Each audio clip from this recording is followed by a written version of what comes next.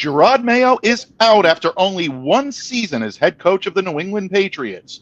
Changes are abound in Foxborough, and the real story has only just begun. Stick around. You're about to be locked in to the Locked On Patriots podcast.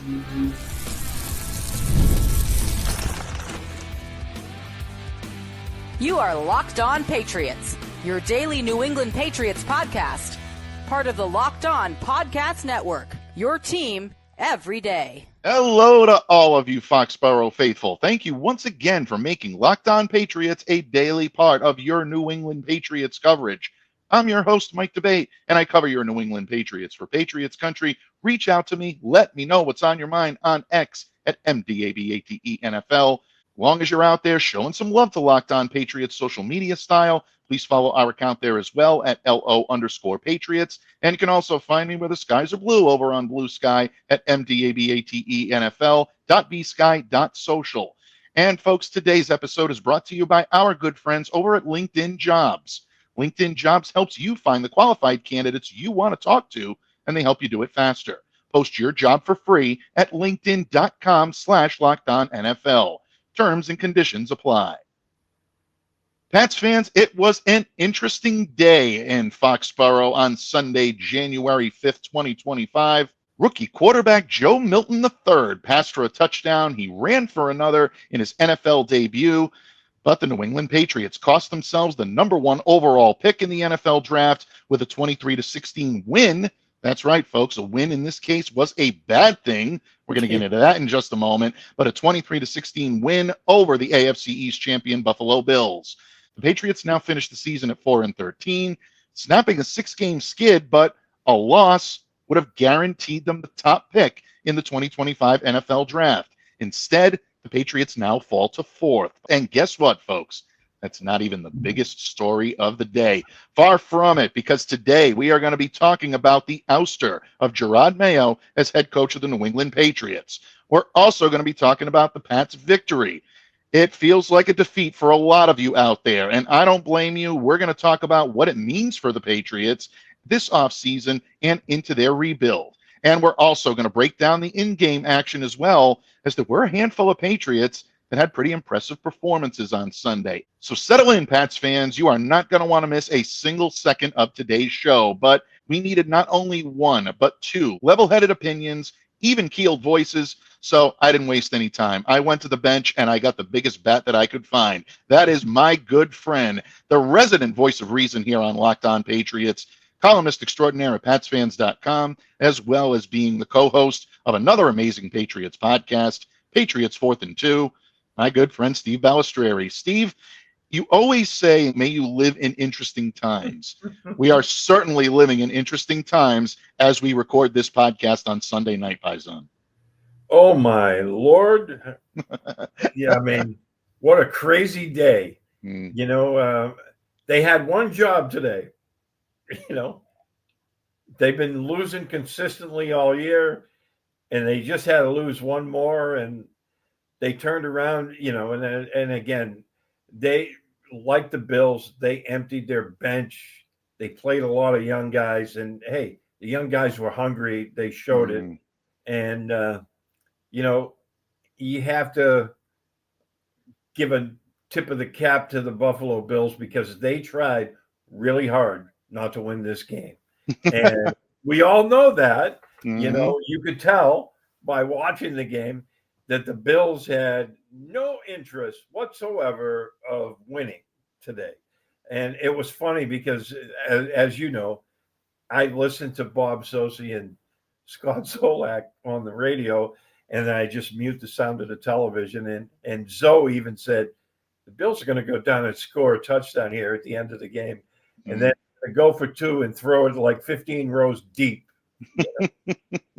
Yeah, there's definitely that level of petty that still exists between these two franchises, and I definitely want to circle back to that in just a moment because everything that happened today on the field, folks, is going to have a ripple effect on the New England Patriots, both in the offseason and in this future rebuild. And Steve, that rebuild got a much anticipated kickstart in the aftermath of today's game. Robert Kraft issuing a statement saying this was one of the hardest decisions he ever had to make, but the responsibility he has to Patriots fans led him to believe that the best decision for the organization at this time was to let go of head coach Jerod Mayo.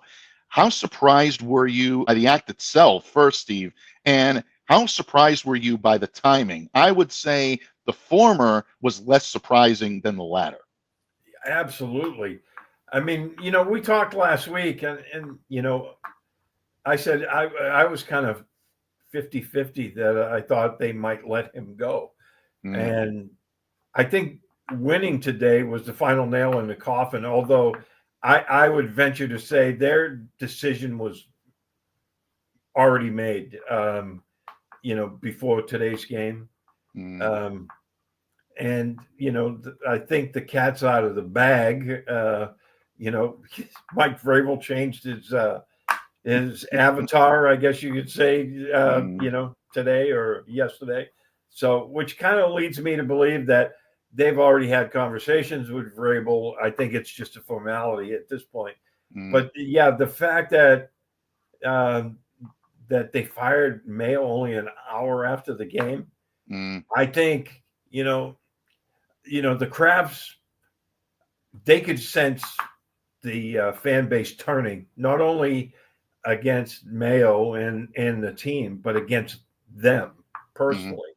We've been hearing and seeing a lot of different things on social media with the fan base, and they're lambasting the Krafts as well. And we kind of sensed that big changes were going to happen. I was still kind of teetering that they might decide to keep him for a second year because, let's face it, I mean, he proved he wasn't ready for the job. I think we were all in agreement for that. But, with all new coordinators, he's a new head coach, and with the roster that he was saddled with, I kind of would be able to understand if the Krafts decided to give him one more shot. But I think that ship sailed a couple of weeks ago, and I think it started with Arizona, and then last week with the Chargers. That was, even at that point, I was like, man, I think this ship is getting ready to sink. Absolutely. If anybody wants to talk about the tide turning with this fan base, ask anyone who was at Sunday's game. Take a look at the parking lot. Take a look at the sparse seats that were still available at kickoff, during kickoff, and throughout the game. It was a predominantly pro-Bills crowd there. Buffalo traveled well. They outnumbered Patriots fans. Since when does that ever happen in Foxborough? And look, you could see the erosion of enthusiasm and even the erosion in trust in this team from the members of its fan base. Now, that leads me nicely into my next question for you, my friend, because you and I are both doing our best speculation at this point. I want to be very clear on that, folks. Neither Steve nor I are reporting on any inside information that lead us to believe this is the move. This is our opinion, but it's looking very likely that Mike Vrabel is going to be the choice here. Is this the right move for the Patriots? Because some might tell you that a proper search was not conducted the last time. That if the Patriots don't conduct a proper search this time, they're doing themselves a disservice, maybe keeping themselves out of the running for guys like maybe even Liam Cohen or Ben Johnson, the offensive coordinators of the Tampa Bay Buccaneers and the Detroit Lions, respectively. So, Steve, in that regard, if the Patriots have made up their mind, if the Krafts have zeroed in on Mike Vrabel, is this the right choice, or really should they be doing a better job of vetting all their options at this point? Well, I think, I think Johnson would be the best choice for any team at this point, because he brings so much to the offensive side of the ball.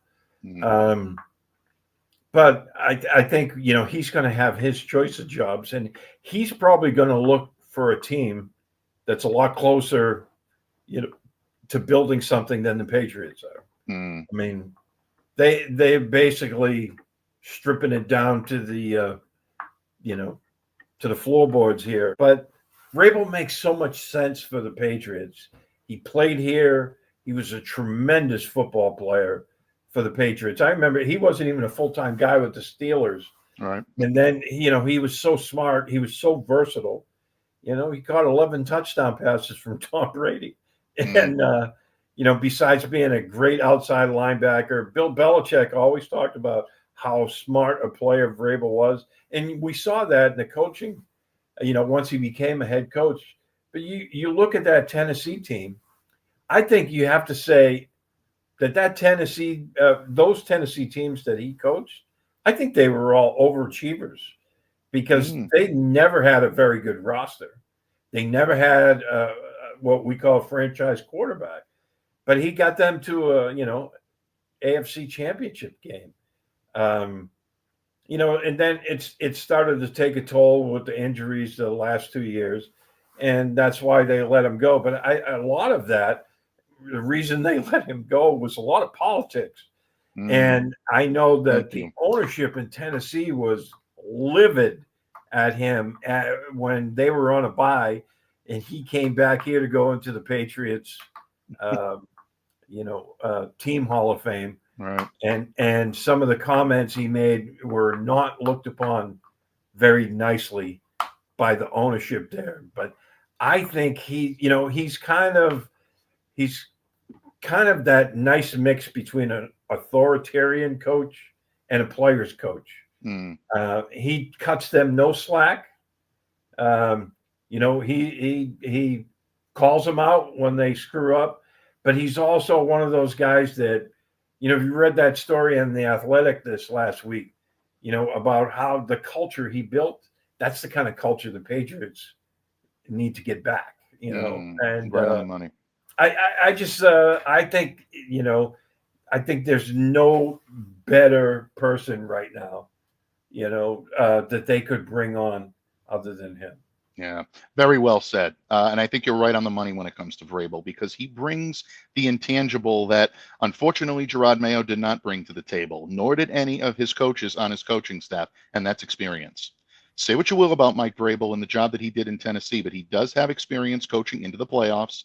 He has experience building teams. He has experience working with his general manager and trying to cultivate a culture and change a culture in a given organization. I think that's where the Patriots are looking at this point. I think they realize that, in theory, Jerod Mayo was going to bring a new energy. He was going to bring a freshness, an openness, a more relaxed atmosphere to the locker room, less authoritarian than it had been under Bill Belichick, maybe a younger, more vibrant voice in that locker room. I can tell you, Jerod Mayo brought all that to the table. But when you lack the experience necessary to lead a very young team, an inexperienced coaching staff, and a general manager that is still getting his feet wet as a general manager in this league. Say what you will about Elliott Wolf, a lot of pedigree, a lot of experience, but until you sit in the main chair, you have no idea the pressures that job brings. So Elliott Wolf actually is expected to be retained.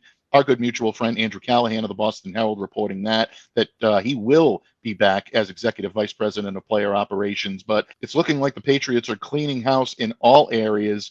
We're hearing reports that Alex Van Pelt will not be retained. And right now, we're still awaiting reports on some of the other coordinators and some of the other coaches. And we'll continue to bring you that throughout the week here, folks. But Jerod Mayo being out as Patriots head coach, not a surprise based on the last couple of weeks, but if you rewind all the way to the beginning of the season, Steve, it's hard to believe that the Patriots have gotten to this point.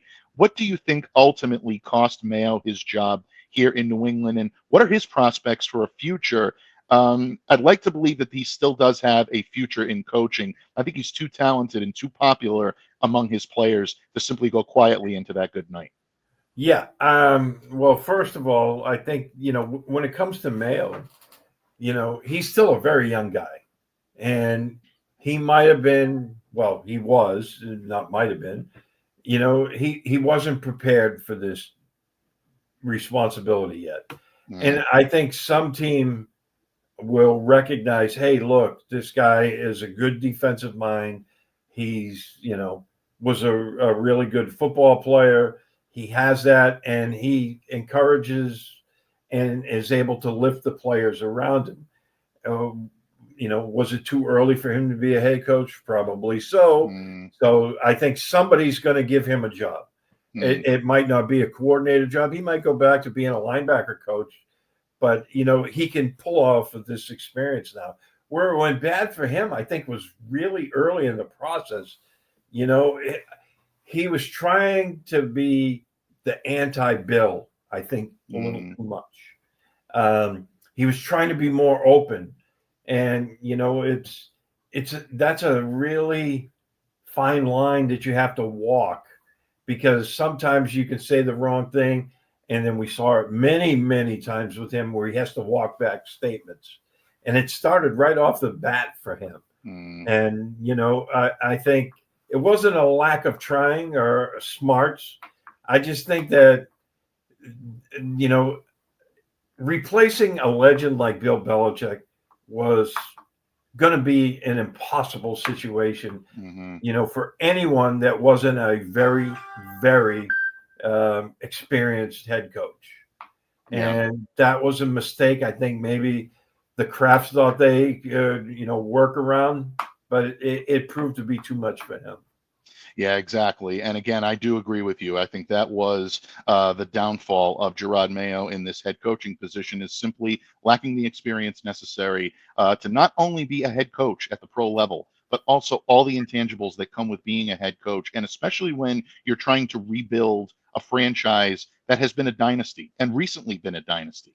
The fans here in New England still remember what it feels like to go to duck boat parades in Boston, folks. They want those days again. I think the Krafts realized that in order for them to save their product, they needed to make a change. And ultimately, Steve, we're going to see what that change means for the New England Patriots, who will be on their way in, and how will the Patriots be moving forward. Well, one thing we know for certain, they won't be moving forward with the number 1 pick in the 2025 NFL draft. The Patriots win on Sunday had them fall all the way to 4th place. That's right. They'll be picking 4th this time around, meaning that the Patriots will probably not be getting an offer they can't refuse for that number 1 pick, Steve.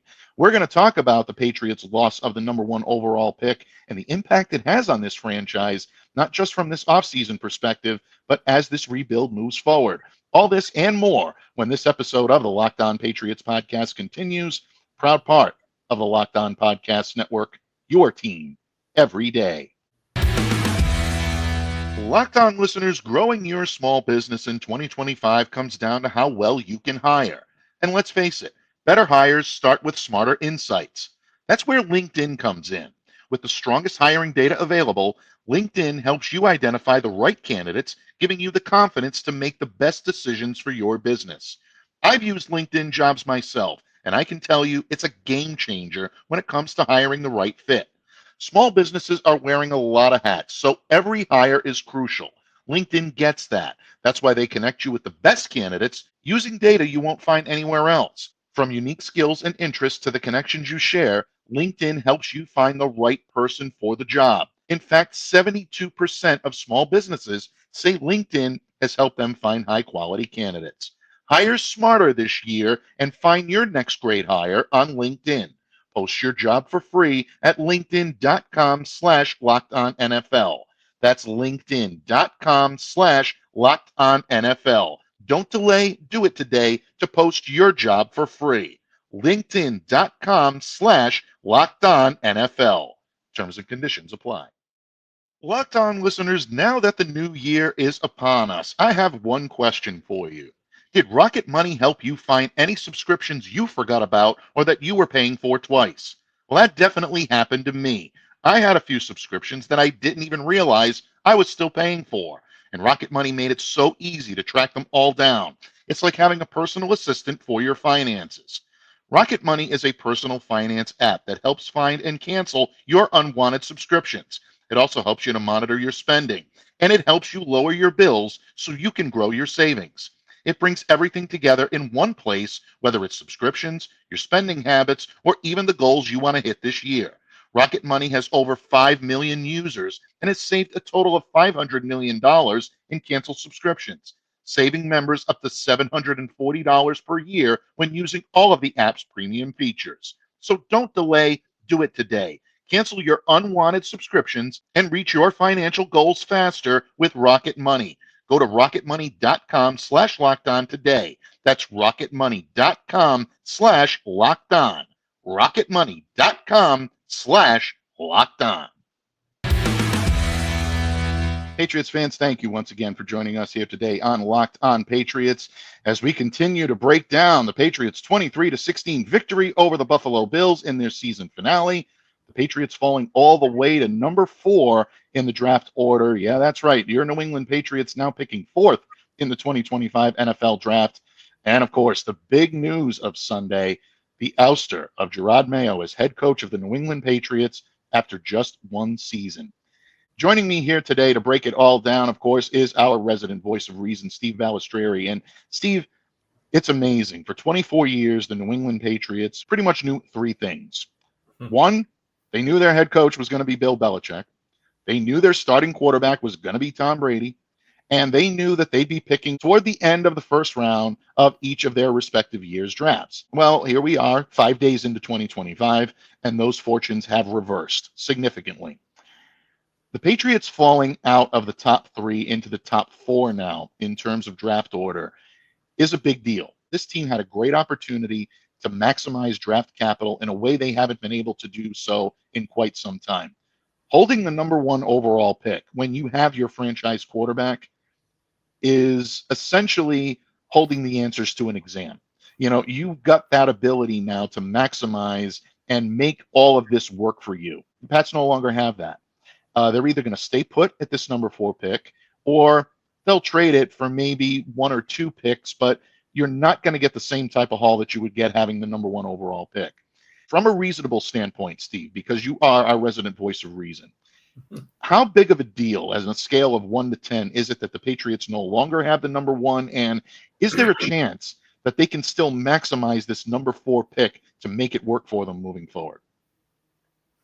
Well, I mean, you know, I think this year, like last year, the quarterback class was phenomenal. I mean, we saw so many guys get drafted early, in the quarterback class.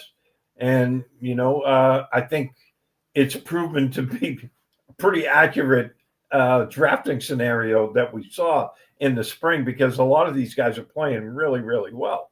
So I don't think this year's class of quarterbacks is up to that level. There's a couple of guys that are very intriguing. If you're holding the number 1 pick and you have Drake May in your pocket, then, their teams are going to be beating down your door that need a quarterback, that want that up there. I really think there's only 2 or 3 quarterbacks that may go early first round this year. So that means those guys are probably already going to be gone when you come up at number 4. Now, that being said, you still might be able to slide back a couple of spots and pick up, some extra draft capital. But, you are potentially looking at 3 or 4 players with the number 1 pick. Now you're probably just going to get that other team's pick, back and an extra one. So instead of 4, you're looking at 2. Absolutely. And look, I mean, if you're the New England Patriots, you're looking at this now and saying, okay, we have several needs on this team. Far too many needs to fill with just one player near the top of the draft. You need offensive linemen. You need tackles. You need someone to be able to help bolster this edge rush. You can make the argument that the Patriots need a top-flight receiver. I love what I saw out of Demario Douglas on Sunday. I really like what I saw out of Kayshon Boutte, but I don't think either one of these guys are number 1 top-flight options on your roster. So you need someone to come in and be Drake May's top weapon. I've heard a lot of people even say outside corner. That's something that they should be targeting. I know that's why a lot of Patriots fans would love to see Travis Hunter here in New England. Picking at number 4, that's no longer a slam dunk. That could be even a remote possibility. So I think that will continue to be the top topic of conversation now as the Patriots conduct their head coach search, or if it's already done with, by the time the new coach comes in, you will need at that point to know exactly where they're leaning and what they plan on doing with that number 4 overall pick. Makes it all that much more difficult now for the Pats, and the fans are upset, and they should be upset as well. Just like you can't blame the players for playing hard and for giving it everything they had on the field, you can't blame the fan base for being upset on this one either. It feels like the Patriots, again, like you said, Steve, had one job and they simply couldn't do it. Maybe a perfect microcosm for this season. Yeah. Yeah, unfortunately, it played out that way. But, look, they have a boatload of cash. And if it turns out that it is Mike Vrabel or Johnson as the new head coach, I still think it's Vrabel. I think that goes a long way. When players are in free agency, they're like, look, Vrabel is a good coach. We know him. He's taken a team to the, conference championship game. And players like to play for him. Then they have the franchise quarterback locked up.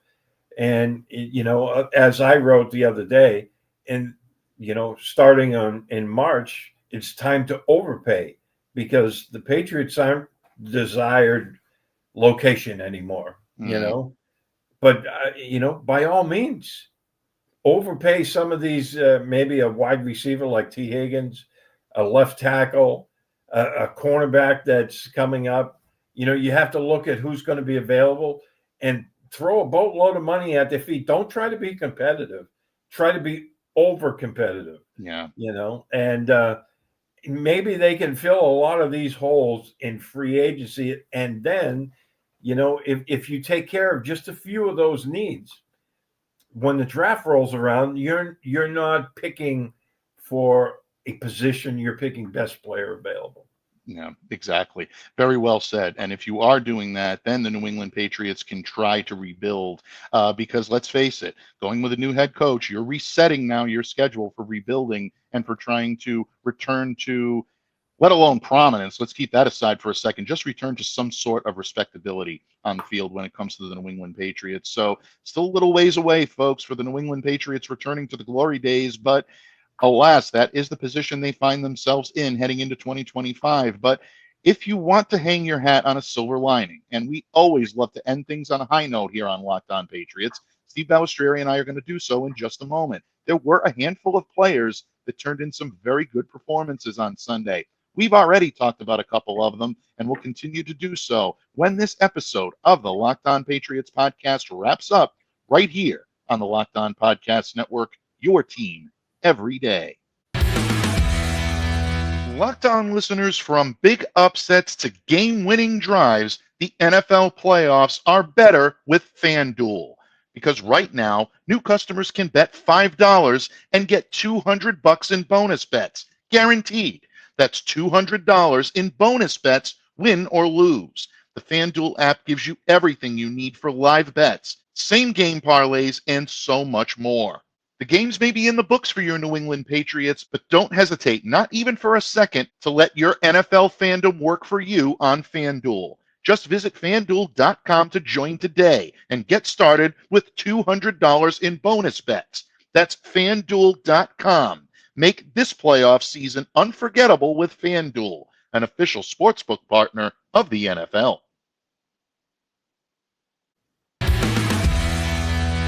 Patriots fans, thank you once again for joining us here today on Locked On Patriots in the aftermath of the Patriots' 23-16 victory over the Buffalo Bills in their season finale in Week 18.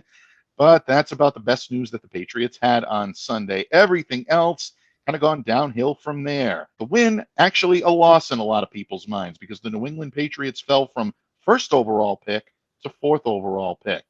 Yeah, not an easy pill to swallow for Patriots Nation. And then, of course, the bombshell coming about an hour after the end of Sunday's game, Jerod Mayo out as New England Patriots head coach. He will not be returning. It's likely that his entire staff will be joining him as well. Executive Vice President of Football Operations Elliott Wolf expected to be retained. But other than that, the Patriots looking like they are now about to embark on a full-scale rebuild. And here today to help me break it all down is the only reasonable voice that I could find here today to lend these stories justice, and that is my good friend Steve Balestrieri. Steve, obviously, with Jerod Mayo out, all bets are off in terms of what the Patriots are going to be doing moving forward. Are they going to be retaining the same type of offensive strategy? And I know Patriots fans are cringing when I say that, but Alex Van Pelt came in here with a specific style, wanting to use outside zone, to incorporate the run, to allow Drake May to utilize play action to the best of his ability. I still think that's where Drake is at his best. I think an OC coming in here may be smart to continue that because he's done well with it. Defensively, this team needs an awful lot of help. They went from the 9th-ranked DVOA team in 2023 to being bottom of the barrel in 2024. So you need a lot of overhaul in a lot of areas. One area where they may choose to retain their coordinator, and I think they'd be smart to do so, is Jeremy Springer with the special teams. I believe he did a very good job this year, and I think Jeremy deserves an awful lot of credit for keeping that team intact, producing a Pro Bowler in Brendan Schooler. That being said, a lot of the players that we're seeing action on Sunday were not the Patriots' typical starters, but they were players that were going to make sure that if they had moments in the game, they were going to maximize their opportunity.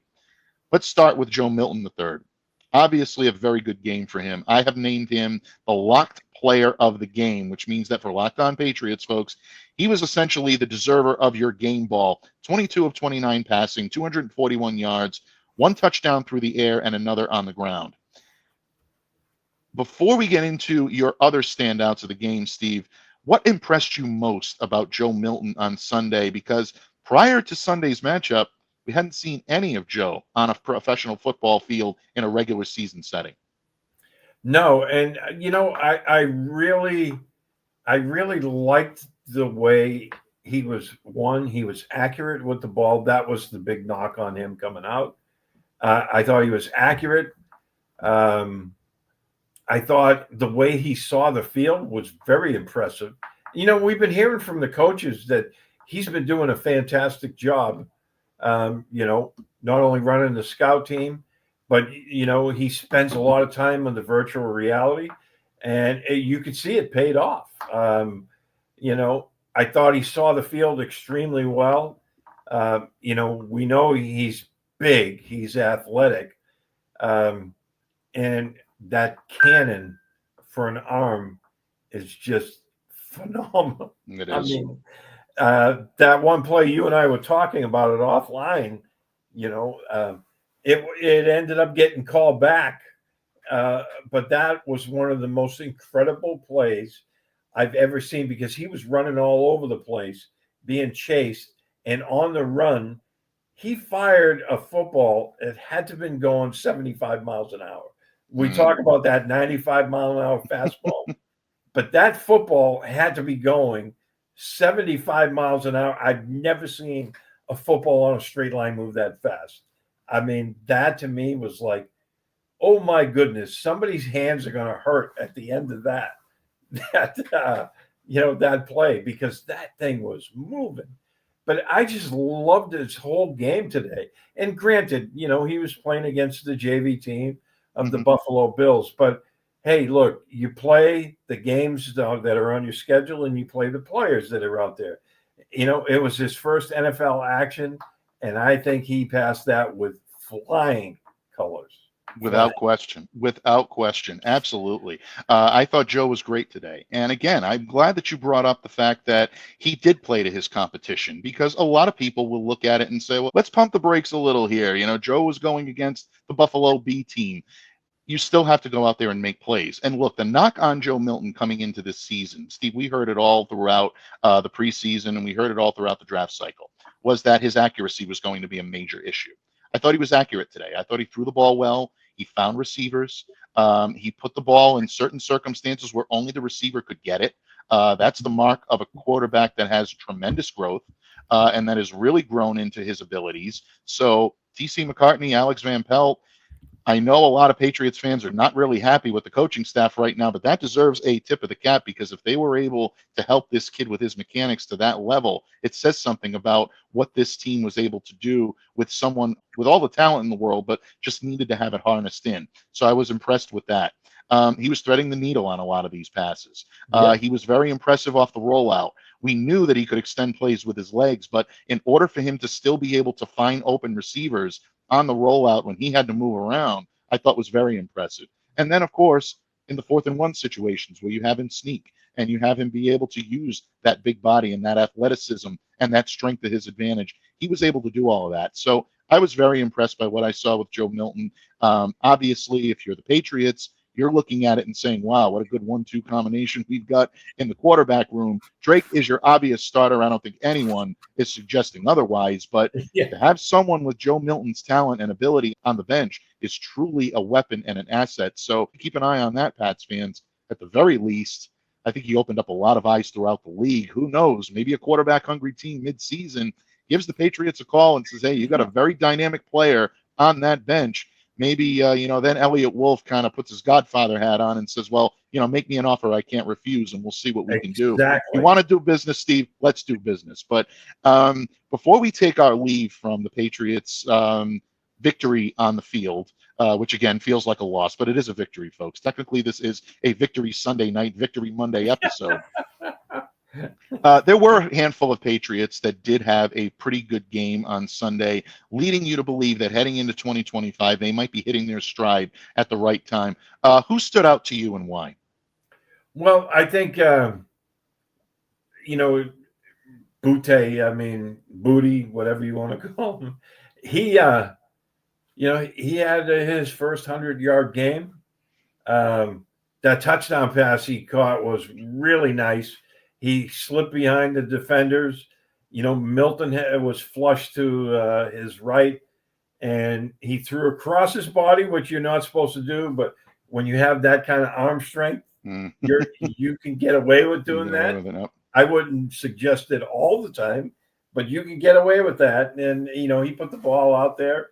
And, it was just nice to see the long touchdown pass for one, and him to get 100-yard receiving. I think, like you said, him and Pop Douglas, they're not number one receivers. Right. But if those are your number 3 and number 4 guys moving forward, and you get that number 1, number 2 receiver type, then your offense is going to be looking a lot different, Of course, it starts with the tackles, and we all know that. But I loved Booty's game today. Antonio Gibson, we talked about. I thought he had a really good game. Demario Douglas, those are the guys that stood out, for me. My friend, what can I say? I kid you not when I said I needed to go to the bench to find the biggest bat I could find. And the only reasonable, level-headed wisdom and counsel that I would even consider joining me today is right here on the screen. Bud, thank you so much for joining me today. Before I let you go, please let everyone know where they can reach out to you, interact with you, and what you got marinating in La Cucina Balestrieri throughout the week. Thanks for having me, as always. And one more quick thing. If whoever the next coach is, I'd really suggest they bring back AVP, not as a offensive coordinator, but as a quarterback coach. Because, we talked about, Drake May and Joe Milton were considered big projects. Mm-hmm. Some people didn't even think they'd be ready to play this year. And look at the job he's done with them. Right. You can't overlook that. But anyway, that's talk for another show. And we could do that at another time. But thanks for having me. I write for PatsFans.com.